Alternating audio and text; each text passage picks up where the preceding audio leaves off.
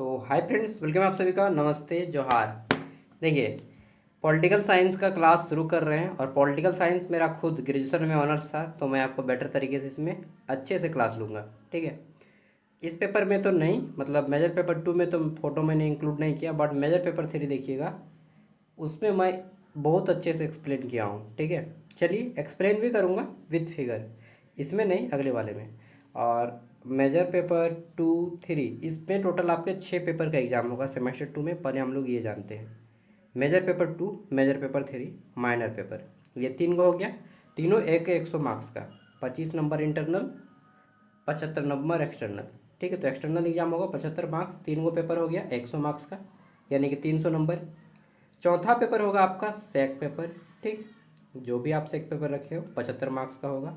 एक रहेगा MDC paper, ये भी 75 मार्क्स का रहेगा। 75 75 150 हो गया, टोटल 5 पेपर हो गया।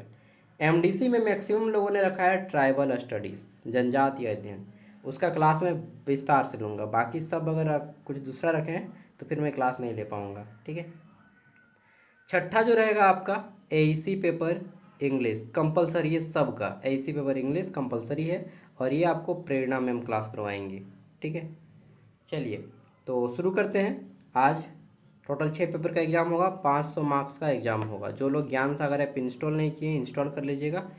ऐप का प्राइस है 60 रुपया। 60 रुपया में 4 साल तक का सारा मटेरियल फ्री, जितना भी पीडीएफ है सब कुछ 4 साल तक फ्री में मिलेगा। सेमेस्टर 1 से 8 तक सब कुछ सिर्फ 60 रुपया में। 4 साल पढ़ाऊँगा जी, समझ रहे हैं। 60 रुपया में आज से आने वाले 4 साल तक। ठीक है। तो जो लोग ऐप को एक्सेस नहीं लिए ले लीजिए, बाद में लीजिएगा, उससे अच्छा अभी ले लीजिए। ठीक है। इतना नॉर्मल प्राइस रखा हूँ ताकि हर कोई अफोर्ड कर सके बिना किसी फाइनेंशियल वर्डन के। मैं 5,000 6,000 की बात नहीं कर रहा हूँ, ना 500-600 रुपया की, 100 रुपया भी नहीं यार, 60 रुपया। ठीक है। और एक सेमेस्टर नहीं बल्कि कंप्लीट ग्रेजुएशन सिर्फ 60 रुपया में। चलिए, खैर शुरू करते हैं। तो देखिए, नोट्स भी हम लोग करेंगे, बट पहले हम लोग जो है यहाँ पे सिलेबस को देखेंगे। मेजर पेपर 2 जो है सेमेस्टर 2, इसमें पेपर का नाम क्या है मेजर 2 में? इंडियन पॉलिटिकल थॉट्स, इंडियन भारतीय पॉलिटिकल राजनीति। ठीक। और थॉट्स मतलब चिंतन, यहाँ पे बोलेंगे भारतीय राजनीति चिंतन, इसका हिंदी होगा। ठीक है, इस पेपर का नाम। ओके। तो इसमें क्या पढ़ना है? इसमें मात्र 4 क्वेश्चन पढ़ना है बाबू। अच्छा, बाबू नहीं बोलेंगे, आप लोग मेरे एज के हैं ना, मुझसे 1 साल 2 साल या 5 साल छोटे होंगे मैक्सिमम। तो पहला है हमारा यहाँ पे यूनिट 1। यूनिट 1 में आपका है मनु। मनु महाराज के द्वारा मनु स्मृति लिखी गई है, यह एक कानून की किताब है। ठीक। तो मनु स्मृति के बारे में पढ़ेंगे। दूसरा कौटिल्य। कौटिल्य कौन? चाणक्य। चाणक्य का नाम सब कोई सुने हैं। ठीक। तो चाणक्य के बारे में पढ़ेंगे। नेक्स्ट, इसको आप दिन रात देखते हैं, दिन रात डेली, बिना देखे इसका काम ही नहीं होगा, महात्मा गांधी। ठीक है। तो महात्मा गांधी के बारे में पढ़ना है। फिर B.R. अम्बेडकर, भीमराव अम्बेडकर के बारे में पढ़ना है। ठीक। नेक्स्ट, यूनिट 3 में पढ़ना है लोहिया। लोहिया का पूरा नाम है राम मनोहर लोहिया। इनका 4 खंभा का एक सिद्धांत है, ये पढ़ लीजिएगा। जेपी नारायण, जयप्रकाश नारायण का एक संपूर्ण क्रांति का नारा दिया था जयप्रकाश नारायण ने, वो पढ़ना है। और फिर आता है यूनिट 4, जिसमें आपको पढ़ना है दीनदयाल उपाध्याय के बारे में। ठीक। और बीडी सावरकर के बारे में। बीडी सावरकर का फुल फॉर्म है विनायक दामोदर सावरकर। ठीक है। चलिए, तो शुरू कर दिया जाए, बिल्कुल क्लास शुरू किया जाए। ठीक है। तो कैसे हैं आप लोग? समझ गए ना? चलिए, जो लोग समझ गए। मनुस्मृति किससे संबंधित है? तो मनुस्मृति जो है यह कानून की किताब है जो कि हिंदू धर्म में लिखी गई है मनु महाराज के द्वारा। धर्म और सामाजिक नियम की, कैसे कपड़ा पहनना चाहिए, विवाह में क्या करना चाहिए, श्राद्ध में क्या करना चाहिए, बच्चा जन्म लेगा तब क्या करना चाहिए, परिवार कैसे पालना चाहिए। ठीक है। समाज में क्या काम करेगा, कौन व्यक्ति का क्या काम है। ठीक है। ब्राह्मण, क्षत्रिय, वैश्य, शूद्र, बहुत सारा पुराना, मतलब प्राचीन काल का मनुस्मृति हिंदू धर्म के रहन सहन, जीवन यापन का तरीका बताता था। ठीक है। नेक्स्ट, अगला आ जाता है, अगला क्वेश्चन है हमारा यहाँ पे, मनु के अनुसार समाज का आधार क्या है? तो मनु कौन थे? मनु एक ऋषि थे। ठीक है, ऋषि मुनि थे मनु, और इन्होंने किताब लिखी मनुस्मृति। ठीक है। तो according to Manu, what is the basis of society? Society की आधार क्या है? वर्ण व्यवस्था। वर्ण, 4 वर्णों से हमारा समाज बना था, ऐसा माना जाता है, मैं इसको नहीं मानता हूँ। ब्राह्मण, क्षत्रिय, वैश्य, शूद्र। बोला जाता है कि ब्राह्मण जो है ब्रह्मा के मुख से जन्म लिए, ठीक है, और क्षत्रिय जो है ब्रह्मा के भुजाओं से, ठीक है, वैश्य जो है ब्रह्मा के जंघा से, और शूद्र जो है ब्रह्मा के पैर से जन्म लिए, ऐसा माना जाता है। और उसी के आधार पे इनका काम बांट दिया गया कि शूद्र जो है लोगों की सेवा करेगा, वैश्य बिजनेस का काम करेगा, क्षत्रिय लोगों की रक्षा का काम करेगा और राजा का काम करेगा, और ब्राह्मण पढ़ाई लिखाई का काम करेगा और पूजा पाठ का काम करेगा, ठीक है। लेकिन इस व्यवस्था को वर्तमान विश्व नहीं मानती है। Okay, next. कौटिल्य किस ग्रंथ के रचयिता हैं? ठीक है, तो कौटिल्य जो है इन्होंने एक किताब लिखी अर्थशास्त्र, ठीक। अर्थशास्त्र लगने से लगता है कि नहीं इकोनॉमिक्स का बुक है, नहीं, ये जो है आपका एक राजनीतिक का बुक है। इसमें राजनीति और प्रशासन से संबंधित बताया गया अर्थशास्त्र में। चाणक्य, यानी कि चाणक्य का 3 गो नाम है, विष्णुगुप्त, ठीक, विष्णुगुप्त भी नाम है, चाणक्य भी बोलते हैं, और विष्णुगुप्त बोल दिए, चाणक्य बोल दिए, और क्या बोलेंगे, और एक नाम है इनका कौटिल्य, ठीक है। नेक्स्ट, आगे देख लेते हैं सप्तांग सिद्धांत के कितने अंग हैं। तो देखिए सप्तांग मतलब 7 अंग, सप्तांग का संधि विच्छेद 7 अंगों वाला, ठीक है। How many elements are in saptanga theory, तो 7 अंग है। राज्य के 7 अंग बताए गए हैं, कौन कौन से 7 अंग हैं अभी हम लोग डिटेल में पढ़ेंगे लॉन्ग आंसर टाइप में। ओके, 7 गो अंग है। नेक्स्ट, मंडल सिद्धांत किससे संबंधित है? तो मंडल थ्योरी इज रिलेटेड टू विदेश नीति। विदेश नीति में मंडल सिद्धांत के बारे में बताया गया है कि फॉरेन में आपको कैसे ट्रेड करना है, ठीक है, कैसे बातचीत करना है, इसमें राज्यों के संबंध कैसे रखने, ये सारी चीज़ें। माफ़ कीजिएगा यार, नींद आने लगता है ना। नेक्स्ट, कौटिल्य के अनुसार राज्य का प्रमुख अंग कौन है? तो according to Kautilya what is the most important element of the state. राज्य का प्रमुख केंद्र है, राजा का केंद्र होता है, ठीक है। राज्य का प्रमुख अंग कौन है? राजा, सबसे प्रमुख अंग। 7 गो अंग है राज्य का, अभी जानिएगा, अभी एक अंग के बारे में जान लिया, कौन? राजा। ये राजा जो है राज्य का सबसे इम्पोर्टेंट पार्ट है, अंग है, ठीक है। यूनिट 2 शुरू करते हैं, महात्मा गांधी का सिद्धांत।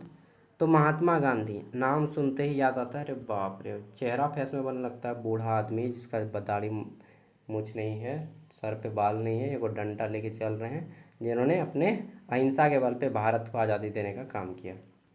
महात्मा गांधी का प्रमुख सिद्धांत क्या था? तो महात्मा गांधी बोलते थे कि अहिंसा मतलब लड़ाई झगड़ा नहीं करो। अरे बाबू, काहे लड़ाई झगड़ा कर रहा है, काहे गाली गलौज कर रहा है तब तक से उधर से एक आएगा बोलेगा BDS के, ठीक है, BDS को समझते हैं ना, हाँ, एक गाली है कोड वर्ड में, BC MC, ठीक है। तो वो सब दुनिया चला गया, अहिंसा वाला दुनिया। तो अहिंसा को ही उन्होंने अपने जीवन का आधार माना, और अंग्रेजों से बोलते हैं कि ये आज़ादी दिलाए हैं। लेकिन आज़ादी किसी एक व्यक्ति के दम पे नहीं मिला है, आज़ादी के लिए सभी जो हमारे स्वतंत्रता सेनानी है सभी का योगदान रहा है। सुभाष चंद्र बोस हो, चाहे भगत सिंह हो, चाहे राजगुरु हो, चाहे असफुल्ला खां हो, ठीक है, चाहे मंगल पांडे हो, तो आज़ादी सब ने मिल के ली है, महात्मा गांधी सबका, ठीक है। सत्याग्रह का अर्थ क्या है? तो सत्य के लिए आग्रह, सत्य के लिए आग्रह, यानी कि जो सच है वही न्याय आपको मिलेगा, अन्याय के खिलाफ शांतिपूर्ण संघर्ष करो, ठीक है। अन्याय तो किया लेकिन उसके खिलाफ शांतिपूर्ण संघर्ष करो। देखिए शांति एक हद तक है, सही है, मैं नहीं बोलूँगा हमेशा शांति। देखिए एक चीज़ मैं बोल देना चाहता हूँ, आप लोग स्टूडेंट हैं और आने वाले फ्यूचर में सब कोई आदमी भी बनिएगा। यार एक मिनट,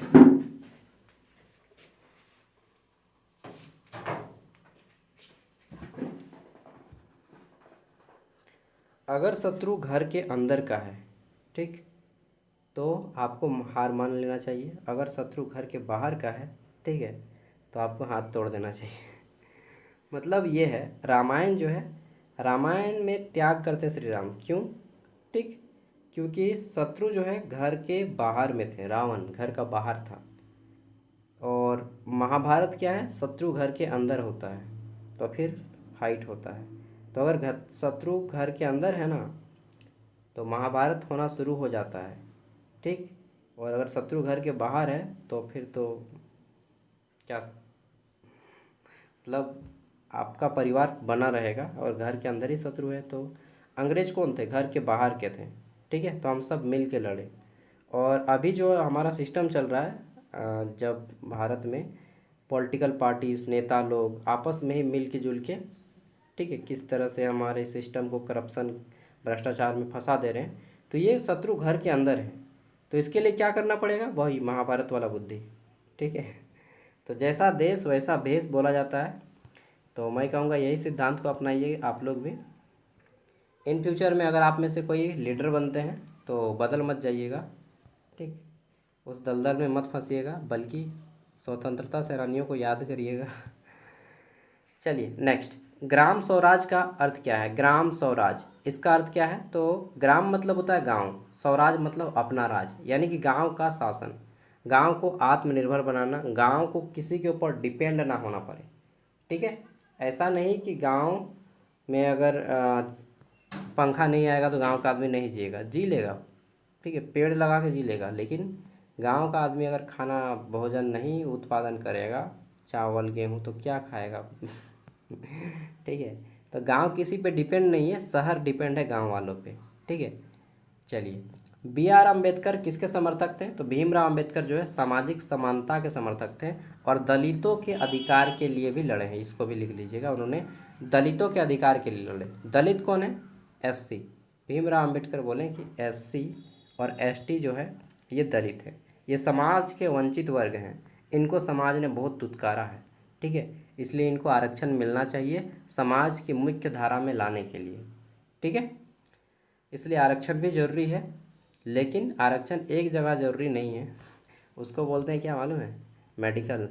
मेडिकल फील्ड में आरक्षण नहीं होना चाहिए, क्योंकि वहाँ पे व्यक्ति के जान से खेला जाता है भाई। तो मेडिकल में अकॉर्डिंग टू मी मेडिकल में आरक्षण नहीं होना चाहिए। बाकी मतलब डॉक्टर के जब भर्ती हो तो उसमें आरक्षण नहीं देखना चाहिए, बाकी हर जगह आरक्षण फॉलो कीजिए। नेक्स्ट, सामाजिक लोकतंत्र का आधार क्या है, what is the basis of social democracy. तो सामाजिक लोकतंत्र का आधार है समानता, स्वतंत्रता, बंधुत्व, ठीक। यह अंबेडकर का मुख्य विचार था। आगे देखते हैं नेक्स्ट, अंबेडकर किस संविधान के निर्माता थे। तो अंबेडकर भारत के संविधान को छापने का काम किए। इनको एक कमेटी का काम सौंपा गया था जिसका नाम था ड्राफ्टिंग कमेटी।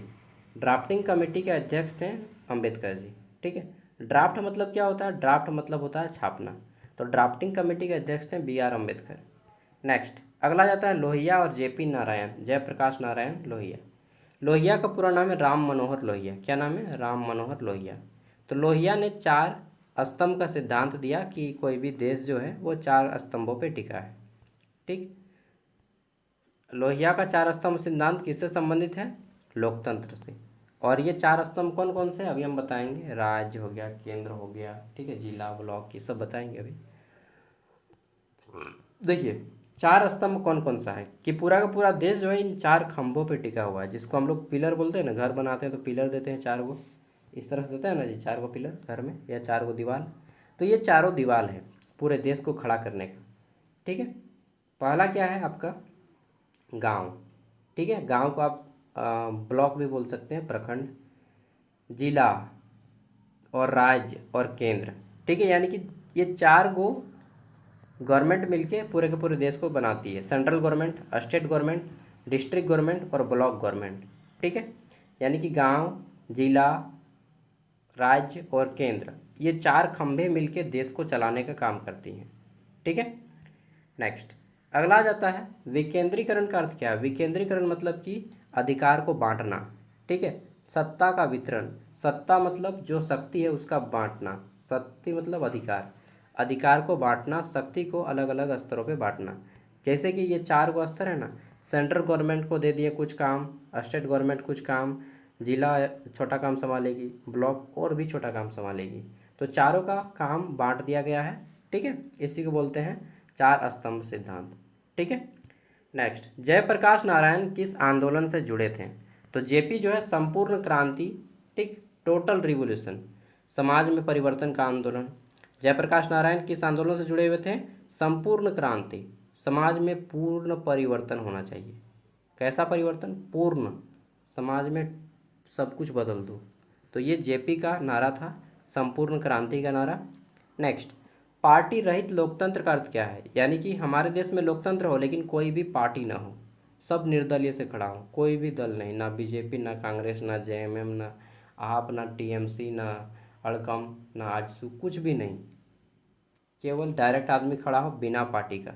तो पार्टी रहित लोकतंत्र का अर्थ क्या है? राजनीतिक दलों के बिना शासन, ठीक, जनता की सीधी भागीदारी, डायरेक्ट जिसको मन करे वो एमएलए एमपी खड़ा हो, कोई भी पार्टी नहीं, ठीक है। तो ऐसा तो नहीं है, भारत में दोनों है, आप पार्टी से भी खड़ा हो सकते हैं और भारत में निर्दलीय से भी खड़ा हो सकते हैं। सॉरी, निर्दलीय मतलब कोई किसी दल से नहीं, डायरेक्टली खड़ा हो जाइए अपने मन से अकेले, ठीक है, उसको निर्दलीय बोलते हैं। संपूर्ण क्रांति का उद्देश्य क्या है? समाज में सामाजिक परिवर्तन करना है, पूरा परिवर्तन, राजनीतिक व्यवस्था में बदलाव किया जाए, समाज में बदलाव किया जाए, ठीक, अर्थव्यवस्था में बदलाव किया जाए, इसी को बोलते हैं total revolution. Next, unit 4 question है हमारा, दीनदयाल उपाध्याय का मुख्य सिद्धांत क्या है? What was the main theory of Deendayal Upadhyaya? तो एकात्मक मानववाद, मानव और समाज का समन्वय बताया इन्होंने, सब कुछ एक है, ठीक है, भिन्न भेदभाव का भी इन्होंने विरोध किया। नेक्स्ट, एकात्मक मानववाद किस पर आधारित है? ठीक है, integral humanism is based on. तो एकात्मक मानववाद जो है समग्र विकास, ठीक है, कंप्लीट डेवलपमेंट के ऊपर आधारित है, भौगोलिक और आध्यात्मिक दोनों का विकास होना चाहिए मनुष्य का, ठीक। सावरकर किस विचारधारा से जुड़े थे? इनका पूरा नाम है बीडी सावरकर, विनायक दामोदर सावरकर, ठीक है। विनायक दामोदर सावरकर जो है हिंदुत्व की विचारधारा से जुड़े हुए थे, ये बोलते थे हिंदुत्व और हिंदी भाषा का ये पूरा समर्थन करते थे, ठीक, सांस्कृतिक राष्ट्रवाद, ठीक। नेक्स्ट, वीडी सावरकर बोलते थे कि कोई भी चीज़ अगर आप हिंदी में जो चीज़ एक दिन में सीख जाते हैं, ठीक, उसी चीज़ को अगर आप इंग्लिश में सीखिएगा तो आपको 7 दिन लगेगा, मतलब 7 गुना ज़्यादा टाइम लगता है, ठीक है। कुछ हद तक ये बात सही भी है लेकिन हर जगह नहीं।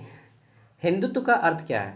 हिंदुत्व मतलब सांस्कृतिक पहचान, भारतीय संस्कृति की पहचान, according to V D Savarkar. Savarkar किसके विरोधी थे? तो सामाजिक भेदभाव के विरोधी थे उन्होंने, ठीक, उन्होंने सुधार का समर्थन किया, ठीक, और सामाजिक भेदभाव का विरोध किया। अब नेक्स्ट क्वेश्चन आते हैं, अर्थशास्त्र किस विषय से जुड़ा हुआ है? तो अर्थशास्त्र राजनीतिक और अर्थव्यवस्था की पुस्तक है जो आचार्य चाणक्य यानी कि कौटिल्य यानी कि विष्णुगुप्त के द्वारा लिखी गई है, ठीक है।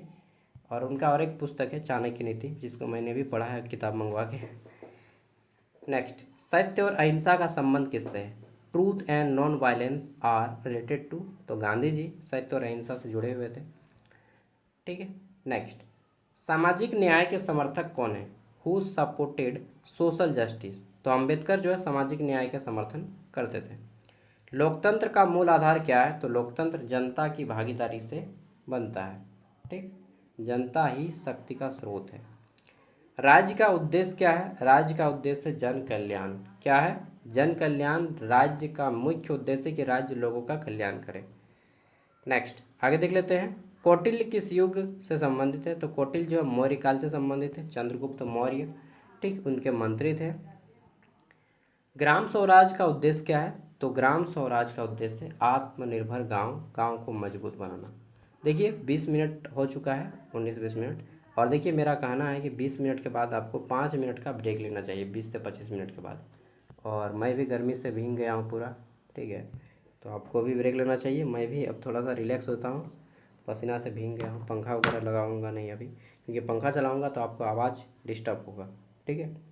चलिए, तो 5 मिनट का ब्रेक लीजिए, आप भी वॉशरूम वगैरह आइए, पानी वानी पी के आइए फ्रेश होके। मैं वीडियो को ऑफ करता हूँ और मैं भी आता हूँ। तो चलिए शुरू करते हैं। अब नेक्स्ट देखिए, शुरू करने से पहले मैं आपको ऐप के बारे में थोड़ा सा बताऊँगा। जो लोग इंस्टॉल किए हैं उनको बहुत बहुत थैंक यू, बट जो लोग नहीं इंस्टॉल किए हैं उनको मैं बता रहा हूँ, देख लीजिएगा। ये ज्ञान सागर ऐप है, इस ऐप का लिंक वीडियो का डिस्क्रिप्शन में मिल जाएगा। इसी चैनल के नाम पे इस ऐप का नाम रखा गया है, ठीक है। और यहाँ पे आपको सभी पेपर का नोट्स मिलेगा, सेमेस्टर 1 से 8 तक। इंस्टॉल कीजिएगा, लिंक वीडियो का डिस्क्रिप्शन में है, प्ले स्टोर में भी है। आपका इस तरह से आएगा, जोहार, पढ़ो और अपने हक के लिए लड़ो, बिरसा मुंडा का फ़ोटो आएगा। और ऑटोमेटिकली ऐप आके यहाँ पे रुक जाएगा। आपको यहाँ पे क्लिक करना है क्रिएट एन अकाउंट, इस पर क्लिक कीजिएगा। ठीक है, क्रिएट एन अकाउंट पे क्लिक कीजिएगा तो यहाँ पे आपको फुल नेम और फ़ोन नंबर डालना है। ठीक, फुल नेम और फ़ोन नंबर डालने के बाद अब आपको क्लिक करना है क्रिएट एन अकाउंट पे, इस पर फिर से। ओके, फिर आपके फ़ोन पे OTP आएगा, OTP डालिएगा, ये ऐप ओपन हो जाएगा। यहाँ पे आपको ऑल कोर्स में क्लिक करना है। ऑल कोर्स पे जैसे ही आप क्लिक करेंगे सभी यूनिवर्सिटी का कोर्स आ जाएगा। आपको लेना है ये रांची यूनिवर्सिटी और NPU का कोर्स। ठीक है, NPU मतलब नीलांबर पीताम्बर विश्वविद्यालय पलामू, दोनों का सिलेबस सेम है। यहाँ पे बाय नाउ पे क्लिक करेंगे तो ये सिर्फ 60 रुपया में आपका ओपन हो जाएगा। जो लोग फ़ोन पे नहीं चलाते हैं, गूगल पे कुछ भी नहीं चलाते हैं, वो यहाँ पे बाय नाउ पे क्लिक करेंगे तो दो ऑप्शन आएगा, एक UPI का, एक स्कैनर का। स्कैनर पे क्लिक कीजिएगा, किसी को भी स्कैन करने बोलिए तो पेमेंट हो जाएगा, बाद में उसको आप 60 रुपया दे दीजिएगा। ठीक है, और UPI में क्लिक करेंगे डायरेक्ट आपका फ़ोन पे गूगल पे जो भी है खुल जाएगा। ठीक है, उसके बाद क्या होगा, ये कोर्स 4 साल के लिए फ्री हो जाएगा। देखिए यहाँ पे लिखा है this course is valid for 4 year. Okay, यहाँ पे आपको 18 सब्जेक्ट के मिल जाएंगे। इसमें BCom, English, Hindi, history, political science, physics, economics, sociology, psychology, Sanskrit, Urdu, Bangla, दर्शन शास्त्र, मानव शास्त्र, home science, zoology, botany, geology. ठीक है, मैथ का नहीं है, फिजिक्स का नहीं है, ठीक है, और केमिस्ट्री का नहीं है। मान लीजिए आपने ले लिया रांची यूनिवर्सिटी का कोर्स, आपने ओपन किया इस तरह से। सेमेस्टर 2 पे क्लिक करेंगे। अब सेमेस्टर 2 में क्लिक किया, यहाँ पे 24-28 ऑनवर्ड पे क्लिक करेंगे इस पर। ठीक है, ऑल कोर्स में क्लिक करेंगे तो पुराना वाला वीडियो दिखाएगा, आपको यहाँ पे क्लिक करना है वीडियो, और मतलब पुराना वाला कोर्स है ये। ठीक है, यहाँ पे 24-28 ऑनवर्ड पे क्लिक करेंगे तो आपका नया वाला आ जाएगा, ये सेमेस्टर मेजर 2, मेजर 3। ठीक, सेक पेपर जो भी देखना है आपको, MDC, AEC सब अपलोड है। आप मान लीजिए आपको मेजर पेपर देखना है, मेजर पेपर 2 क्लिक कीजिए। ठीक है, जिसमें भी क्लिक करेंगे व्यू पे ओपन हो जाएगा PDF, इस तरह से आपका PDF खुल जाएगा। इस तीर के निशान पे क्लिक करके सारा PDF अपना अपना डाउनलोड करके रख लीजिएगा। ओके, ऑफलाइन पढ़ते रहिए। तो 60 रुपये में इतना कुछ फैसिलिटीज़ दे रहा हूँ यार ऐप खोल के। ठीक है, ऐप बनाने में मुझे बहुत ज़्यादा पैसा लगा है। ठीक है, मैं बिजनेस इसको नहीं बना रहा हूँ, बस इतना ले रहा हूँ कि मेरा भी खर्चा चलेगा, आप लोग भी आराम से पढ़ सकें। ओके, तो चलिए अब आगे बढ़ते हैं। मनु के राजनीतिक एवं विधिक विचारों का विस्तृत वर्णन कीजिए। ठीक है, मनु के राजनीतिक एवं विधिक विचार कौन कौन से हैं ये बताने हैं। Explain the political and legal ideas of Manusmriti. तो यहाँ पे मनुस्मृति के बारे में बताना है। ठीक, राज्य और राजधर्म क्या है मनुस्मृति के अकॉर्डिंग। चलिए हम लोग करते हैं इसको, 1 घंटा की क्लास करते हैं, मज़ा आएगा। मनु प्राचीन भारत के एक प्रमुख विधिवेता यानी कि कानून के जानकार व्यक्ति थे और दार्शनिक भी थे। ठीक, एक ऋषि थे जिनकी रचना मनुस्मृति भारतीय सामाजिक, राजनीतिक और विधिक विचारधारा का एक महत्वपूर्ण ग्रंथ है। इसमें समाज, राज्य, न्याय और नैतिकता से संबंधित व्यापक सिद्धांत प्रस्तुत किए गए हैं। राज्य और राजधर्म क्या है, मनु महाराज के अकॉर्डिंग मनुस्मृति में लिखा गया है कि मनु के अनुसार राज्य का मुख्य उद्देश्य समाज में जो व्यवस्था है उसको बनाए रखना। ठीक है, मेरे अकॉर्डिंग गलत है। समाज में परिवर्तन जैसे जैसे समय बदलता है उससे वैसे लोगों को भी बदलना चाहिए, सिस्टम वगैरह भी बदलना चाहिए। ठीक है, मैं मनु स्मृति के बहुत सारी चीज़ों का खंडन करता हूँ। लोगों की सुरक्षा करना, हाँ ये बिल्कुल बात सही है। राजा को धर्म का रक्षक माना गया है, बिल्कुल ये होना चाहिए कि गवर्नमेंट जो है धर्म और कर्म दोनों का रक्षक हो। उसका प्रमुख कर्तव्य है धर्म की स्थापना, न्याय प्रदान करना और प्रजा की रक्षा करना। ठीक है, राजा को शक्ति होने के साथ साथ, जो शक्तिशाली होता है उसके साथ साथ न्यायप्रिय और नैतिक भी होना चाहिए, यानी कि वह भ्रष्टाचार से लिप्त ना हो। ठीक है, यदि राजा अन्याय हो, ठीक है, मान लीजिए राजा गलत कर रहा है यानी कि CM या PM गलत कर रहे हैं तो समाज में अराजकता फैल जाएगी, लोग आंदोलन करेंगे। ठीक है, वर्ण व्यवस्था और सामाजिक संगठन। अब देखिए ये वर्ण व्यवस्था को मैं पूरी खंडन करता हूँ। ब्राह्मण, क्षत्रिय, वैश्य, शूद्र में विभाजित किया है, काम करना चाहिए, ऐसा ऐसा लिखा गया है। ठीक है, और जन्म आधारित हो नहीं, मैं नहीं मानता। जो कर्म आधारित होना चाहिए समाज हमारा, आप जैसा कर्म कीजिएगा उसके अकॉर्डिंग आपको सम्मान मिलेगा। ठीक है, अगर आप ईमानदारी से काम कीजिएगा डेफिनेटली आपको सम्मान मिलेगा, चाहे आप किसी भी कास्ट से हों। अगर आप बेईमानी से काम कीजिएगा आपको समाज के बुराइयों को झेलना पड़ेगा, लोग आपको बुरा ही बोलेंगे, चाहे आप ब्राह्मण हो, क्षत्रिय हों, डजेंट मैटर, ठीक है, या वैश्य हों या शूद्र हों। विधि और न्याय, हाँ जस्टिस के बारे में फिर इन्होंने अच्छा से बोला है, परिवार और सामाजिक जीवन के बारे में अच्छा से बोला है, और फिर लास्ट में आलोचना करना है कि इनकी क्या क्या कमियां हैं, ठीक है। अब आ जाता है कौटिल्य का सप्तांग सिद्धांत। कौटिल्य ने जो बताया कि 7 अंग होते हैं राज्य के, और दूसरा है मंडल सिद्धांत, दो में से कोई एक पूछेगा, ये दोनों। कौटिल्य के सप्तांग सिद्धांत की व्याख्या करें या कौटिल्य के मंडल सिद्धांत की व्याख्या करें या चर्चा करें, कुछ भी आएगा, ठीक है। तो कौटिल्य, जिसे चाणक्य या विष्णुगुप्त के नाम से भी जाना जाता है, प्राचीन भारत के महान राजनीतिक विचार थे। उनकी पुस्तक अर्थशास्त्र में राज्य, राजनीति और कूटनीति के बारे में विस्तार से जानकारी मिलती है। उनके दो प्रमुख सिद्धांत हैं, सप्तांग सिद्धांत और मंडल सिद्धांत। देखिए सप्तांग सिद्धांत में जो है इन्होंने बताया है कि राज्य एक जीवित शरीर की तरह होता है और इसके 7 अंग हैं। पहला अंग क्या है? राजा, ठीक है, राजा प्रमुख अंग है। दूसरा है मंत्री, जिसको आत्मा कहा जाता है, प्रशासन में सहायता करने वाला।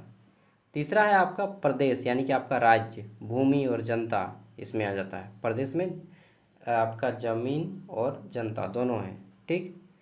चौथा है आपका दुर्ग, यानी कि किला, सुरक्षा व्यवस्था कैसी है आपकी। कोष, यानी कि आपके पास धन कितना है, ये 5वां अंग है। छठा अंग है सेना, आपके पास सेना कितनी है। मित्र, ये आपका 7वां अंग है, सहयोगी होना चाहिए, ठीक है। तो इन 7 अंगों के संतुलन से ही राज्य मजबूत होता है। यदि कोई एक अंग कमजोर हो तो राज्य भी कमजोर हो जाएगा, ओके। अब कौटिल्य का मंडल सिद्धांत आता है। तो मंडल सिद्धांत में कौटिल्य ने बोला है कि मंडल सिद्धांत कौटिल्य की विदेश नीति से संबंधित है। किससे? विदेश नीति, विदेशी व्यापार कैसे किया जाए, विदेशी लोगों के साथ कैसे डील किया जाए। इनके अनुसार प्रत्येक राज्य के चारों ओर अन्य राज्य होते हैं। विदेश नीति मतलब झारखंड है तो केवल डायरेक्ट विदेश नहीं, बिहार, यूपी, छत्तीसगढ़, कर्नाटक, हैदराबाद, जहाँ भी, ठीक है, पंजाब, हरियाणा, इन सब से कैसे निपटा जाए, कैसे संबंध बनाया जाए, इन्हें मित्र और शत्रु के रूप में कैसे हम डिफरेंट करेंगे। तो पड़ोसी राज्य शत्रु होता है, शत्रु का मित्र होता है, शत्रु का पड़ोसी जो है मित्र होता है, ठीक। तो देखिए पड़ोसी राज्य शत्रु, जैसे झारखंड के लोग अक्सर सोचते हैं कि बिहारी है शत्रु ऐसा मैं नहीं सोचता हूँ। अगर बिहारी है अच्छे गुण का है तो फिर ठीक है, लेकिन खराब गुण का है और झारखंडी भी है तो वो खराब ही है, ठीक है। तो व्यक्ति के गुण पे जाइए। पड़ोसी राज्य शत्रु होता है जनरली, और शत्रु जो है का पड़ोसी मित्र होता है, ठीक है। ये इसका शत्रु है, ये इसका शत्रु है, तो ये इसका शत्रु है, ये इसका शत्रु है, ठीक है। तो इस तरह से जो होता है ये इसका मित्र हो गया, समझ रहे हैं, इसका भी शत्रु है। तो सब मतलब दो जो व्यक्ति होता है तो उसको मित्र बनाता है, शत्रु का पड़ोसी मित्र होता है। तो इस सिद्धांत के अनुसार राजा को अपनी स्थिति के अनुसार कूटनीति, संधि कैसे करें, या युद्ध, या फिर बातचीत, मनमुटाव, व्यापार, ठीक है, व्यापार कैसे करें, इन सब के बारे में बताया गया मंडल सिद्धांत में। फिर मनु और कौटिल्य के राजनीतिक विचार की तुलना करना है, ठीक है, कि चाणक्य और मनु में क्या क्या समानता है और क्या क्या विभेद है। यहाँ से आपका यूनिट 2 शुरू होता है, ठीक है। ये सब 15 मार्क्स का क्वेश्चन है। अगला क्वेश्चन है महात्मा गांधी के अहिंसा, सत्य और सत्याग्रह के सिद्धांत का विस्तार से बताना है, ठीक है। तो महात्मा गांधी सत्य, नॉन वायलेंस को लेकर आगे बढ़ना चाहते हैं, ठीक। सत्य हमेशा बोलते हैं चाहे कुछ भी हो, लेकिन मैं कहता हूँ कि झूठ भी बोलिए अगर ज़रूरत है तो, किसी की भलाई होती है तो झूठ भी बोलना ज़रूरी है। सत्याग्रह, सत्य के लिए आग्रह, ठीक है, सत्य के लिए आग्रह, यह न्याय और अत्याचार के खिलाफ लड़ना है, लेकिन मतलब बिना कोई झगड़ा, फसाद, दंगा किए, ठीक है, अहिंसात्मक संघर्ष। देखिए जरूरी नहीं जीवन में हर बार हिंसा ही अपनाएं या हर बार अहिंसा ही अपनाएं, जैसा सिचुएशन है वैसा अपनाना चाहिए, ठीक है। महात्मा गांधी के ग्राम स्वराज के सिद्धांत का विस्तृत विश्लेषण कीजिए। महात्मा गांधी गांव को अपना राज्य मानते थे और ये भी बोलते थे कि भारत की आत्मा गांव में बसती है, ये बिल्कुल सही है। प्रमुख विशेषताएं बताएं कि आत्मनिर्भर, विकेंद्रीकरण, समानता, नैतिकता, इन सब गाँव की विशेषता है। आर्थिक दृष्टिकोण, राजनीतिक दृष्टिकोण, समालोचनात्मक दृष्टिकोण। ठीक है, फिर आ जाते हैं भीमराव अम्बेडकर के बारे में। तो बी आर अम्बेडकर जो हैं, इनके सामाजिक और लोकतंत्र राजनीतिक विचारों का विस्तार से वर्णन करना है। ठीक है, explain B R Ambedkar concept of social democracy and political ideas. तो भीमराव अम्बेडकर सबसे पहले तो भारतीय संविधान के पिता। ठीक, सामाजिक लोकतंत्र चाहते थे, समाज में सुधार चाहते थे। राजनीतिक विचार हैं इनके, संविधान हो, मौलिक कर्तव्य हो, मौलिक अधिकार हो, एसटी और एससी को अपना अधिकार मिले, आरक्षण मिले, दलितों का उत्थान हो। ठीक है, अब आ जाता है राम मनोहर लोहिया के चार खंभा सिद्धांत। ठीक है, या चार स्तंभ बोलिए, चार चार खंभा बोलिए। ठीक है, explain Lohias four pillar theory. पूरा नाम है राम मनोहर लोहिया। ठीक, तो देखिए राम मनोहर लोहिया को होते हैं, ये बोलते हैं क्या कि समाज चिंतन एक प्रमुख विचारक हैं ये। उन्होंने भारतीय लोकतंत्र की कमजोरियों को समझते हुए यह महसूस किया कि केवल चुनाव या लोकतंत्र करने से फायदा नहीं होगा, इसके साथ हमें लोकतंत्र को सफल बनाने के लिए सत्ता को अलग अलग भागों में बांटना होगा। ठीक है, आम जनता सीधे शासन में भाग नहीं ले सकती। आप डायरेक्ट बोलिएगा कि गवर्नमेंट के पास बात कीजिए तो ऐसे में तो गड़बड़ा जाएगा ना। तो एक सिस्टम बनाया, इसके उद्देश्य से उन्होंने चार खंभा सिद्धांत दिया। ठीक है, जो लोकतंत्र को जमीनी स्तर पर जोड़ के रखती है। अब थोड़ी हो ना किसी को काम लगेगा तो डायरेक्ट वो सुप्रीम कोर्ट थोड़ी होना जाएगा, एक स्टेप होता है भाई, एक तरीका होता है। ठीक है, तो पहला क्या है, पहला स्तंभ है गांव। लोकतंत्र की मूल इकाई है गांव, जिससे व्यक्ति जुड़ा हुआ है, हर एक व्यक्ति जुड़ा हुआ है। तो लोहिया के अनुसार ग्राम लोकतंत्र का सबसे महत्वपूर्ण अंग है। ठीक, यह पहला स्तंभ है। उनका मानना था कि भारत जैसे देश में अधिकांश जनसंख्या गाँव में रहती है, इसलिए लोकतंत्र की वास्तविक शक्ति भी गाँव में होती है। नेक्स्ट, गांव, यहाँ पे पढ़ लीजिएगा। गांव को शासन का अधिकार हो, अपने शासन का अधिकार हो, वे अपने स्थानीय मुद्दे जैसे कि शिक्षा, स्वास्थ्य, जल, सड़क, कृषि, ठीक है, इन सब के निर्भरता होनी चाहिए। लोक जिम्मेदार की भावना विकसित हो, ग्राम स्तर पर निर्णय लेने में अधिकांश जीवंत और प्रभावी बन सके, ये सब बात इन्होंने बोला। तो पहला स्तर क्या है, गांव। ठीक है, दूसरा स्तर है जिला। ठीक है, समन्वय और प्रशासन का केंद्र है जिला। मान लीजिए कोई काम नहीं बना तो गांव का आदमी कहाँ जाएगा, जिला, अपने ज़िले में जाएगा। ठीक है, जिला को जनपद भी बोलते हैं। जिला स्तर प्रशासन और विकास कार्यों का महत्वपूर्ण केंद्र होता है। ठीक है, तो जिला जो है विभिन्न गांव का मिलाकर ब्लॉक बनता है, ब्लॉक से फिर अनुमंडल बनता है, अनुमंडल से फिर जिला बनता है। ठीक है, तो जिला विभिन्न गांवों के बीच समन्वय स्थापित करता है और उन्हें योजनाओं को लागू करता है। यदि जिला प्रशासन मजबूत होगा तो विकास कार्य तेजी से लागू होगी, जिला स्तर पर संसाधन बेहतर होगा। ठीक है, फिर मान लीजिए जिला में कोई काम नहीं बना या फिर और हायर पावर का काम है, तो फिर कहाँ जाना होगा, स्टेट, प्रांत लेवल पे। ज़्यादा बड़ा काम है तो स्टेट लेवल पे, फिर उससे भी बड़ा है, सबसे बड़ा है तो केंद्र, सेंट्रल गवर्नमेंट से बात करना होगा। ठीक है, चलिए, तो ये चार खंभा सिद्धांत है, ये चारों खंभा बांट दिया गया है, काम के किसका क्या काम रहेगा उसके आधार पे फिर इसको बांटा गया है, और क्या बोलते हैं इसको, चार खंभा सिद्धांत बोला जाता है। नेक्स्ट, लोहिया के विकेंद्रीकरण के सिद्धांत का विस्तृत विश्लेषण कीजिए। लोहिया, राम मनोहर लोहिया जो ये चार खंभा सिद्धांत दिए, इसके बारे में आपको डिटेल में एनालिसिस करने बोला गया है। ओके, एक ही क्वेश्चन है, दो बार तरीके से बताया गया है। अब आ जाता है जेपी, जयप्रकाश नारायण के संपूर्ण क्रांति, जो बदले थे कि समाज में संपूर्ण क्रांति हो। ठीक, जयप्रकाश नारायण जो है एक भारत में समाजवादी नेता हैं और विचारक हैं, थिंकर बोलते हैं इनको, सोशल रिफॉर्मर। भारतीय लोकतंत्र में पर्याप्त भ्रष्टाचार है, असमानता है, ठीक है, छुआछूत, भिन्न भेदभाव, ठीक है, और बहुत कुछ है, हमारे यहाँ अंधविश्वास है, कुरीति है। उनका मानना था कि ये सब समाप्त हो और केवल सरकार बदलने से समाज नहीं बदलेगा, बल्कि समाज के हर क्षेत्र में परिवर्तन करना होगा। ठीक है, तो इसमें पूरा डिटेल में बताएं कि जयप्रकाश नारायण चाहते थे सामाजिक क्रांति हो, आर्थिक क्रांति हो, शैक्षणिक क्रांति हो, सांस्कृतिक क्रांति हो, नैतिक क्रांति हो, राजनीतिक क्रांति हो, मतलब पूरा का पूरा सिस्टम ही चेंज कर दो, संपूर्ण क्रांति इसी को बोलते हैं। ठीक है, जयप्रकाश नारायण के पार्टी रहित लोकतंत्र के बारे में बताइए। देखिए अब जयप्रकाश नारायण बोलते हैं कि भाई कोई पार्टी नहीं हो, पार्टी पॉलिटिक्स नहीं हो, डायरेक्टली आदमी खड़ा हो, डायरेक्ट, ठीक है, बिना पार्टी के।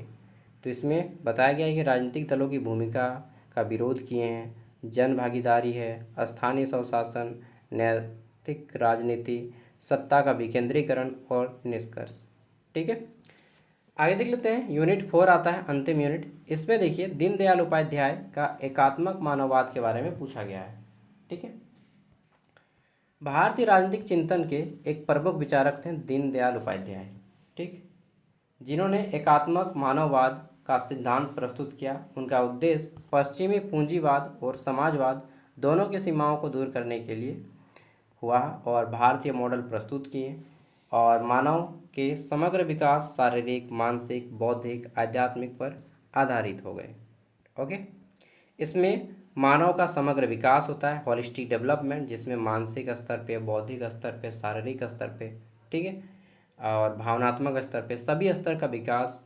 समाज को एक जीवित इकाई माना गया है इसमें। ठीक है, उन्होंने स्वदेशी और सांस्कृतिक आधार बताया कि देखिए स्वदेशी को ही हमें अपनाना है, विदेशी चीज़ों का त्याग करना है, विकेंद्रीकरण पे फोकस किया। ओके, नेक्स्ट, बीडी सावरकर का हिंदुत्व एवं सामाजिक सुधार के बारे में क्वेश्चन। तो यहाँ पे यार बोल बोल के थक गए हैं। हिंदुत्व की धारणा बताई इन्होंने, राष्ट्रवाद, डिटेल में चाहिए ना, सब कुछ ऐप पे अपलोड है, लिंक वीडियो का डिस्क्रिप्शन में मिल जाएगा ऐप का। ठीक है, फिर दीनदयाल उपाध्याय के एकात्मक मानववाद और आर्थिक राजनीतिक आयाम की व्याख्या करें। एक एक करके बताऊंगा तो ये वीडियो 3 घंटा का वीडियो बन जाएगा और 3 घंटा क्लास लेना मेरे बस की बात नहीं है। बीडी सावरकर के हिंदुत्व के बारे में क्वेश्चन आएगा, मतलब इतना क्वेश्चन कीजिए काफ़ी है, इतना क्वेश्चन आपका कर लेंगे तो एग्जाम में एक भी क्वेश्चन नहीं छूटेगा। ठीक है, एक दो अटपटा क्वेश्चन आएगा लेकिन इतना क्वेश्चन में से डेफिनेटली आपके सारे क्वेश्चन बन जाएंगे। ओके दोस्तों, बाय, जोहार। और फिर से कहूँगा जो लोग ज्ञान सागर ऐप इंस्टॉल नहीं किए इंस्टॉल कर लीजिएगा, बहुत अच्छा होगा, एक बार देख लीजिए। ठीक है, 60 रुपया तो दाम है यार। बाय दोस्तों, जोहार।